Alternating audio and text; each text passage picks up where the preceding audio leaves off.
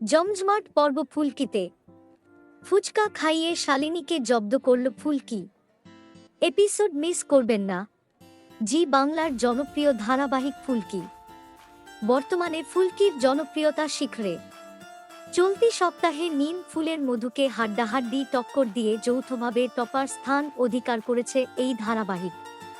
বরাবরই টিআরপি তালিকায় প্রথম তিনের মধ্যে থাকে রোহিত ফুলকির খুনসুটির গল্প। ফুলকি ধারাবাহিকে এই মুহূর্তে ফুলকি আর শালিনীর মধ্যে চলছে জোর টক্কর।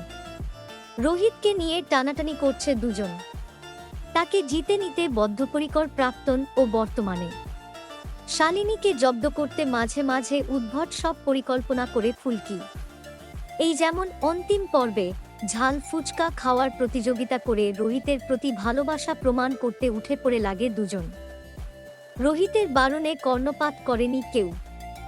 এদিকে এত ঝাল খেয়েও নিজেকে প্রমাণ করতে বদ্ধপরিকর শালিনী। ঝালে হাঁসফাঁস করছে সে, কিন্তু ফুলকির কাছে নত হবে না। শেষে শালিনীর অবস্থা দেখে টক জল খেতে বলে ফুলকি। বলে ঠিক আছে, আমি হারলাম আর তুমি জিতলে। শালিনীর এই অবস্থা দেখে রোহিত আইসক্রিম নিয়ে আসে। শালিনীর প্রতি রোহিতের যত্ন দেখে মেজাজ সপ্তমে উঠে যায় ফুলকির। বুঝতে পারে তাঁর স্যার শালিনীকে ভালোবাসে। এদিকে শালিনীও ফুলকির উপর রেগে গিয়ে ফুঁসতে থাকে। বলে এই ফুলকি খুব উড়ছে, একে একদিন জব্দ করতে হবে। এদিকে শালিনীর প্রতি রোহিতকে যত্নশীল দেখে মুখ ভার করে থাকে। রোহিত ফুলকিকে বলে যত আজগুবি বুদ্ধি তার মাথায়। শুনে ফুলকির অভিমান দ্বিগুণ বেড়ে যায়। সে ঠিক করে সে না খেয়ে রোহিতকে অস্বস্তিতে ফেলবে।